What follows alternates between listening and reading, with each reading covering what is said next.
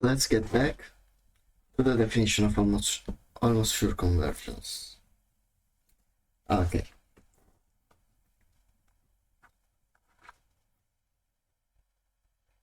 A real valued sequence of random variables xn defined on a probability space omega h p is said to converge almost surely if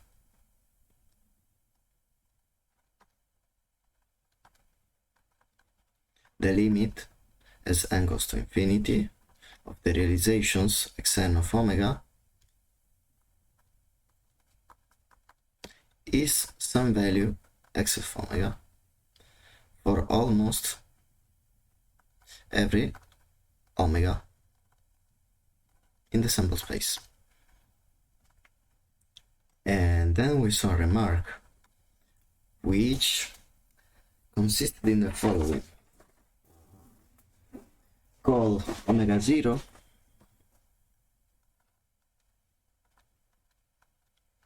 the event in which the set of outcomes, which is an event basically, the limit of what? Of xn of omega corresponds to the lim sup.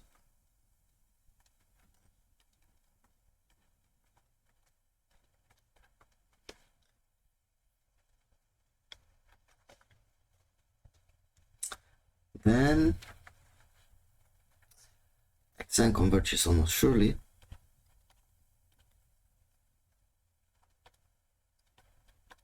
if and only if the probability of omega 0 is 1. And then we saw a characterization theorem. Well, okay, let's do it anyway. Xn converges to x almost surely if and only if the sum over n of the indicators y epsilon, I epsilon applied to xn minus x is finite almost surely.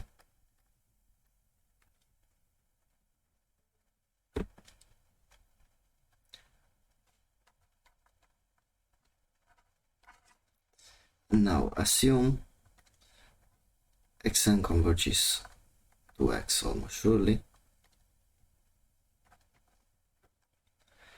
and we have to prove this thing here, and we did it basically using a previous result about the convergence of real sequences.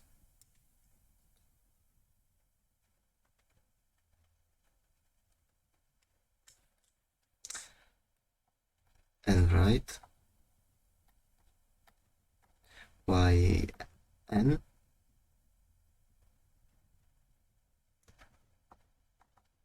as this thing here,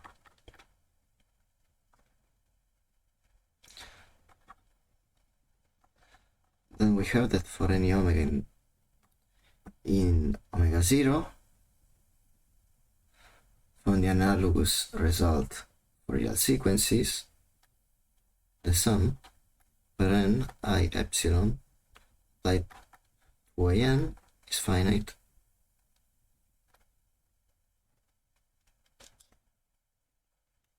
for any epsilon,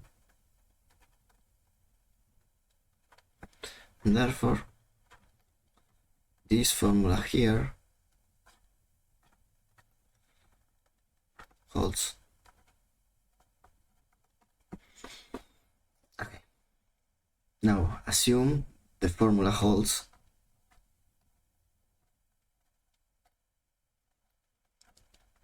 What we have to prove is that the probability of omega 0 is 1 basically,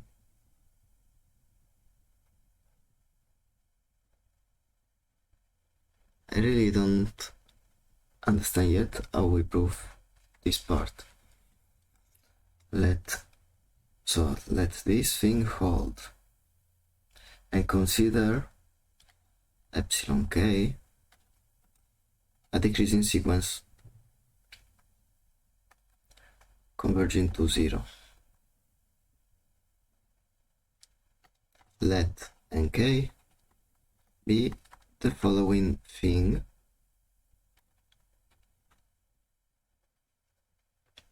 No, it's the sum of the indicators.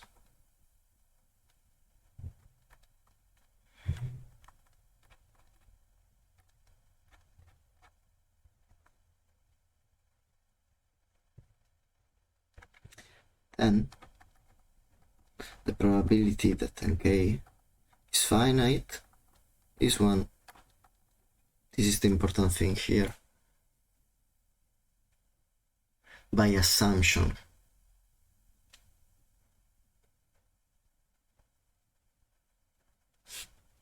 For any k, because this thing holds by assumption.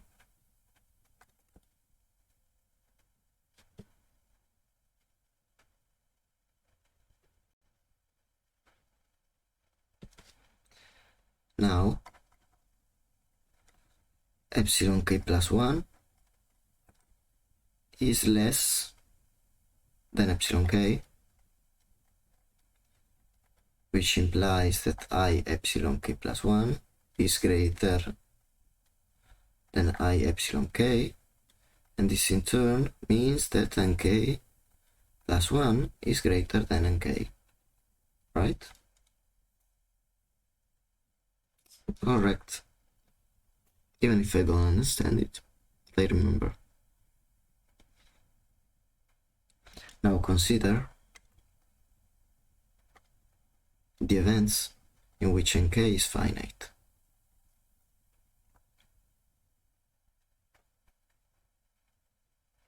For any k. We have that the sequence of these events is decreasing with k.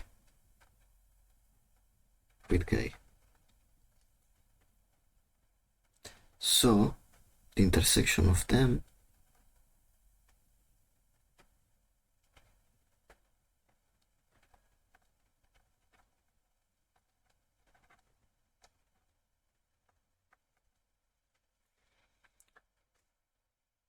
which is the set, let me write it here. So the intersection of these events is the set of outcomes such that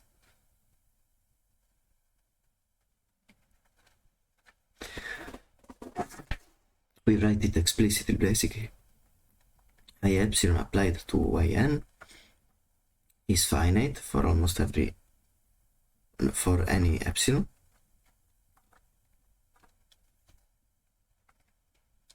which is omega 0.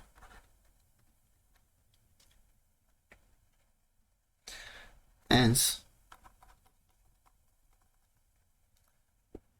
the probability of omega 0, which is the probability that the limit of this sequence of events nk finite is 1. Well, not yet. This, by the sequential continuity of the probability measure, this is the limit of the probabilities.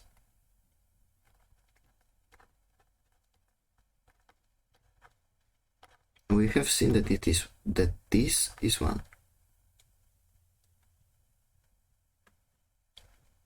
So we have showed that for any omega in omega 0,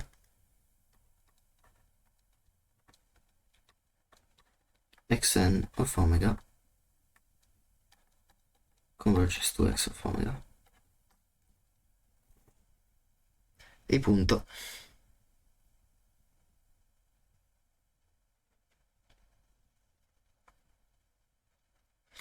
So we assume that this holds, and since this holds almost surely, it holds with probability 1, so the probability that this thing here is finite is 1. And then we exploit the sequential continuity of the probability measure to conclude basically. Now my question is, why do we have this equality here? Why is this omega 0?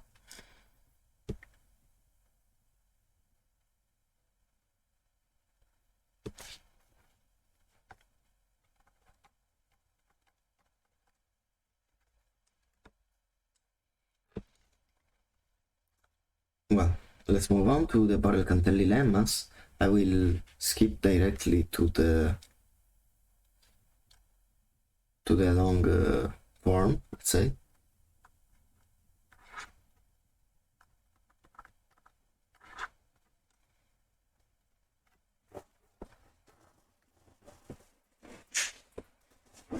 And hopefully I will be able to do a better proof this time, because I skipped some steps last time. So let Bn be a sequence of Bernoulli random variables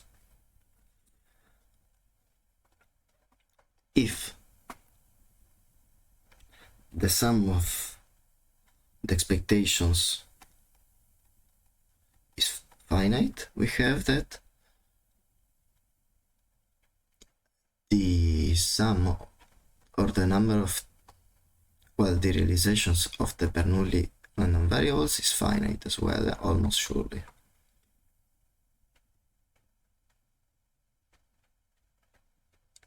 And if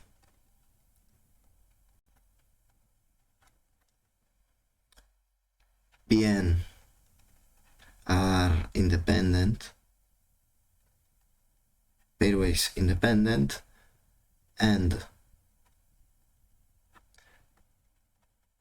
the sum of the expectations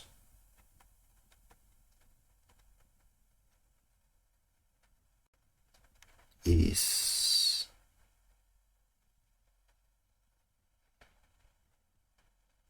no, we simply have this.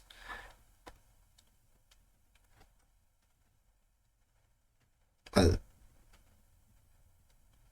okay, never mind. We have that they verify for an infinite amount, for an infinite number of times, almost surely. So they happen infinitely often.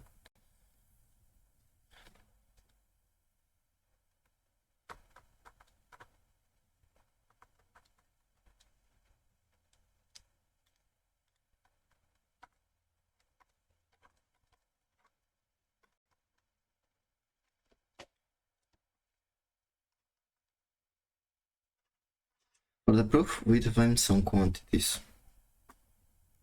which are, well, we prove point 2.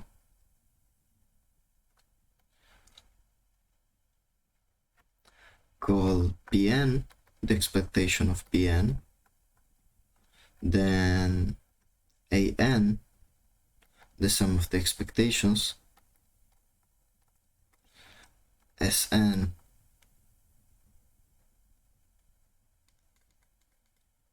which is the sum of the PIs,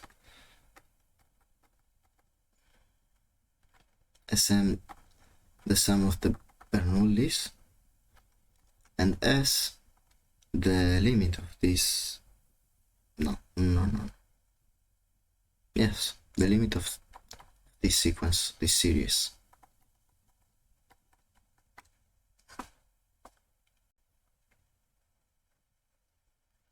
So with this, we have first that the variance of Sn is equal to the sum of the variances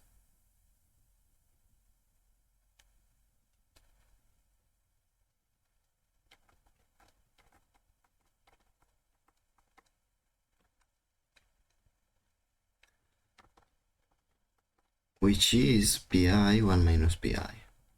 This is the variance of a Bernoulli, and this is bounded by the sum of the pi's,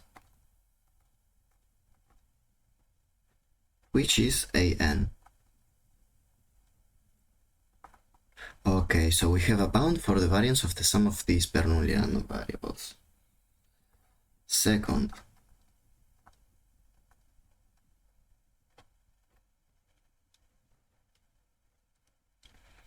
fix b in the interval 0 plus infinity. We know an increasing is an increasing sequence. Why? Because it's a sum of terms, and a sum of terms is always increasing. Well, because the terms are positive in this case, an expectation of a Bernoulli random variable is always positive, or at least it's not negative, and so it's an increasing sequence, increasing to infinity by hypothesis.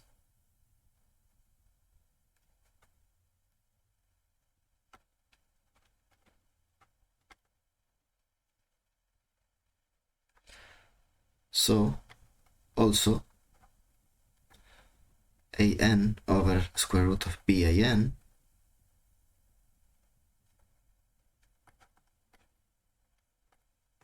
is increasing to infinity.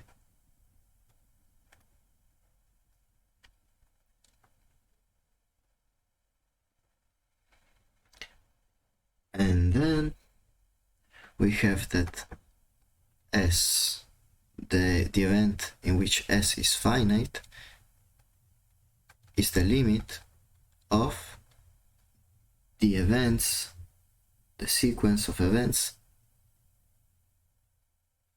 It's the limit of the increasing sequence of events S less than an minus square root of ban.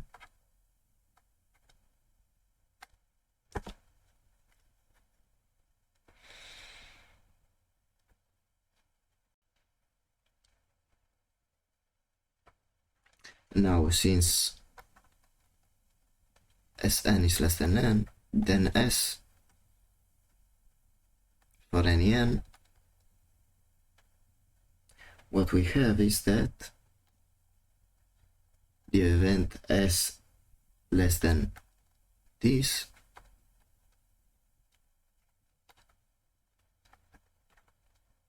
is contained, no, actually contains the event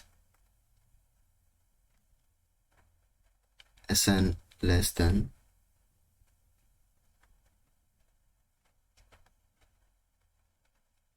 the same quantity.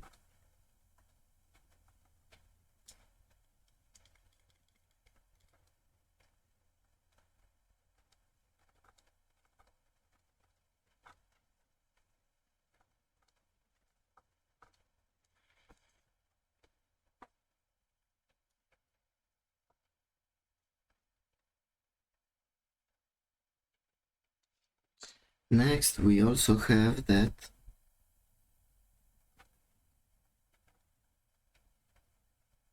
Sn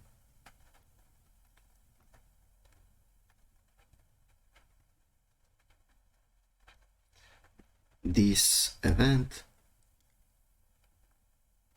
or this sequence of events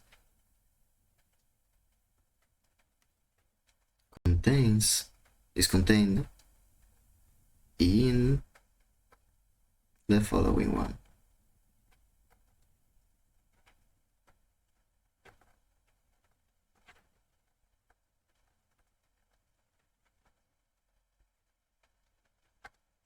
And now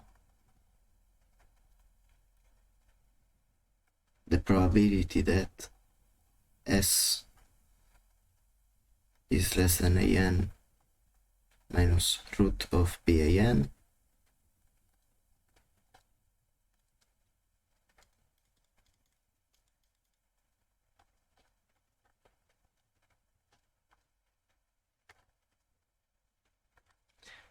is bounded above by the following one,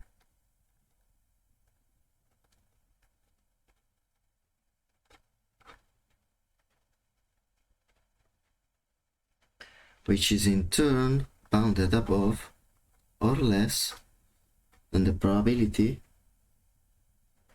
that Sn in absolute value difference with an is less than square root of BAN.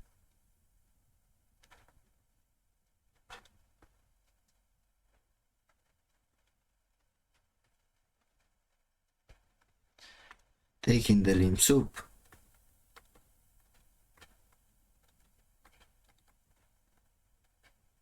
what we obtain is that the lim sup of the probability that S is less than an minus square root of BAN is less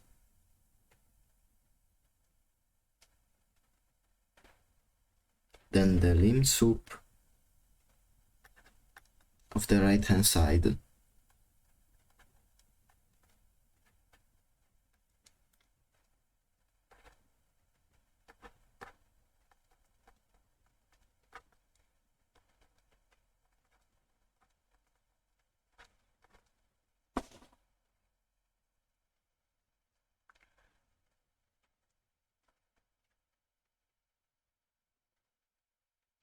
but this is greater. This is a mistake. This should be greater, this should be greater, and this should be greater.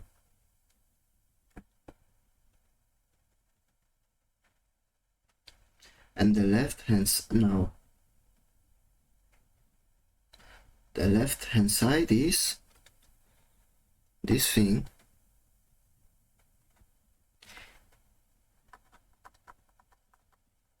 is the lim sup of the probability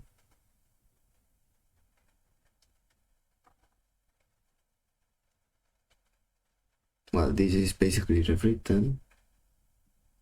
Okay.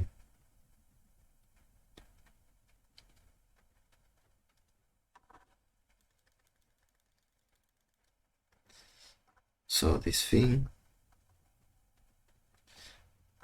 by the monotone convergence theorem is equal to the limit, the probability of the limit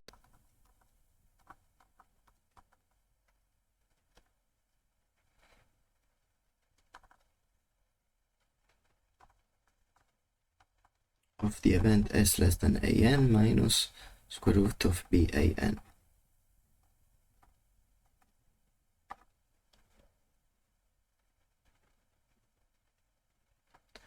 Which is basically the probability that S is finite. Why?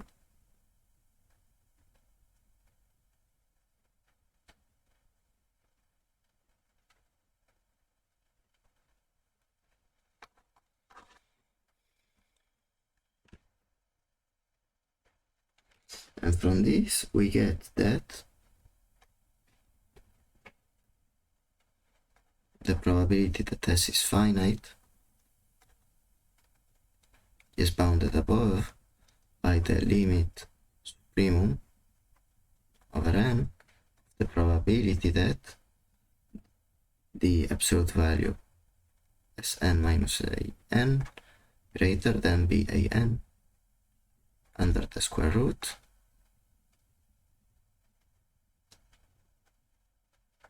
and applying Chebyshev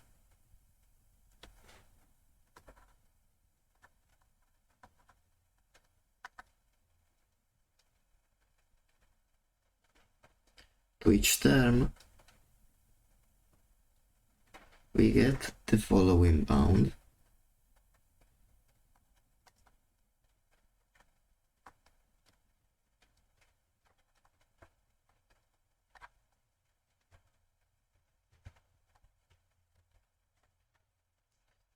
Which is in turn bounded above, or I don't know if it's equal actually here.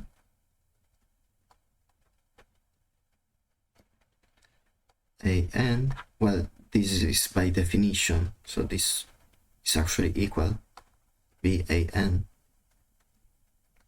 and this is nothing but 1 over B. And if we let B go to infinity,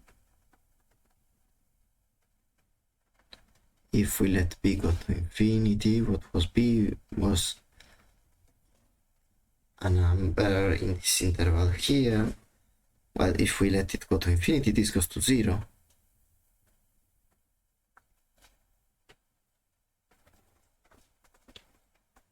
The probability that S is finite,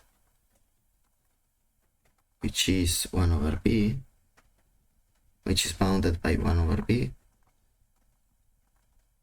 but 1 over B goes to 0, so this is 0. And therefore, the probability that S is infinity is 1. E punto. Okay, this was a bit better than last time. It is still quite involved and not completely clear. So what are we doing? We define some quantities in terms of the expectation, the sum of the expectations, the sum of the Bernoulli, and the limit of the sum of the Bernoulli. First, we consider the variance of the Bernoulli random variables, and we notice that they are bounded by an. Then we take some value b. We notice that the variance is increasing since when we consider more and more variables, the variance, we basically sum the variance, so it's an increasing sum which forms an increasing sequence. We have that an over, why do we take square root of BAN? So an increases and the square root of BAN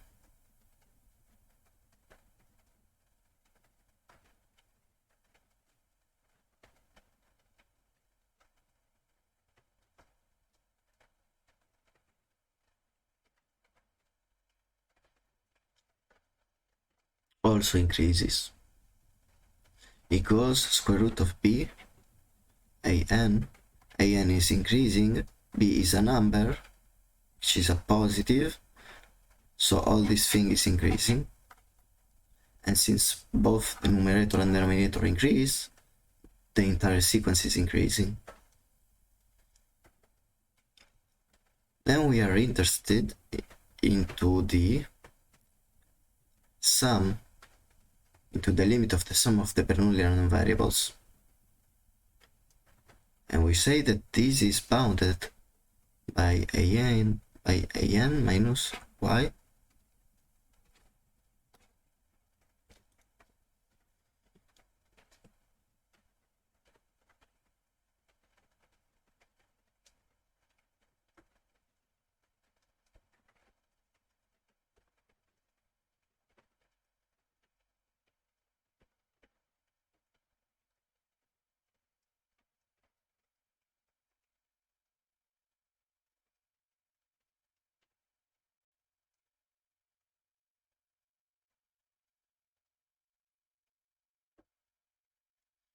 Then we perform some manipulations.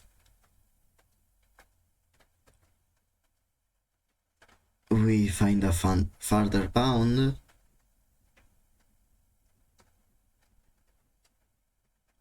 We take the lim sup on the left and right hand side, use the monotone convergence theorem to say that the limit of the probability is the probability of the limit, and since the limit of these events corresponds to S being finite,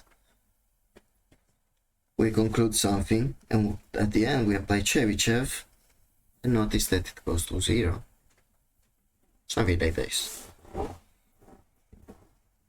Let's make an example and then conclude for now. Example. Consider the probability of the event H, which is either 0 or 1.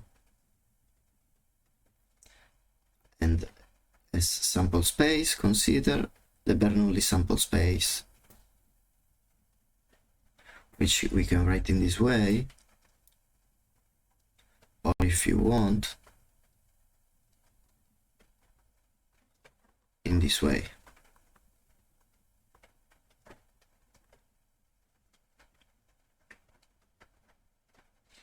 And define B1 as the first subsequence of length, second subsequence of length 1, maybe. No, I don't know, it's not very clear.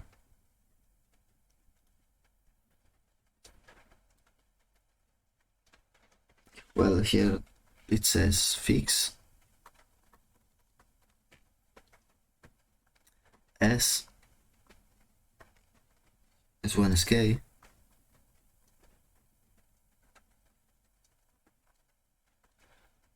in this thing here, which is the set of K, well, of head and tails of length K. And consider the events D1 equal to B1 equal S, S1, no, B1 equal S, D2 equal to B2 equal S,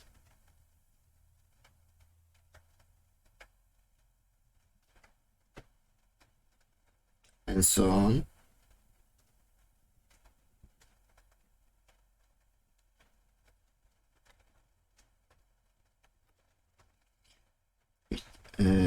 Blah blah blah has M heads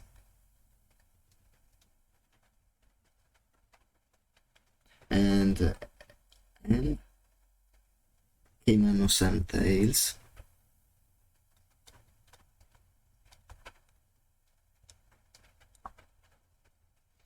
then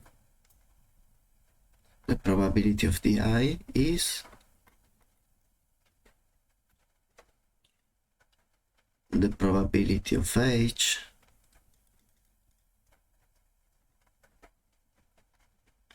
to the power M times 1 minus, no, times the probability of T to the power K minus M. And this thing is positive. And using the second Borel-Cantelli lemma, the sum over I of the probability of these events is infinite. And from this we get that the sum of the indicators also diverges.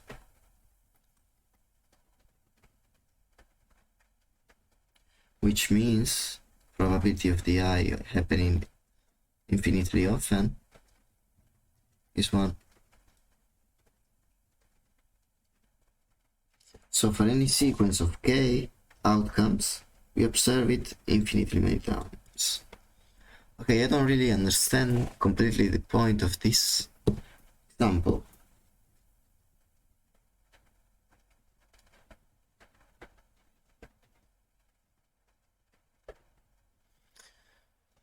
We consider, okay, so the probability of heads is either 0 or 1.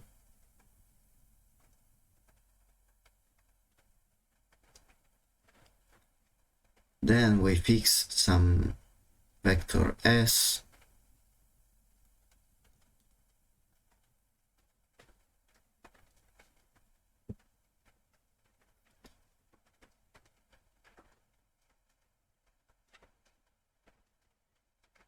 but I don't understand why we have S here and not S1, S and not S2.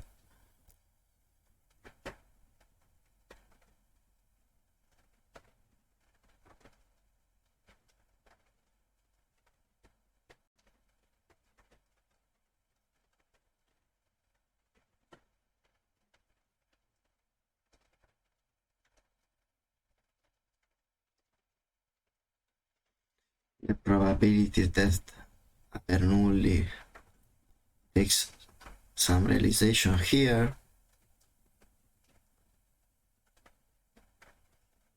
Okay. Okay, so this should be K. I think this is K.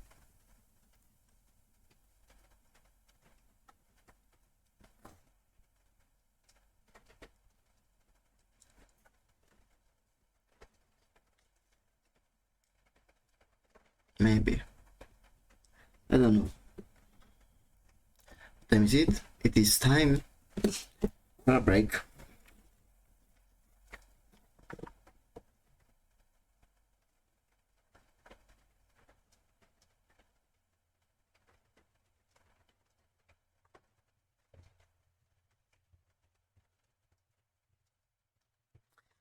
Next time we will discuss convergence in probability.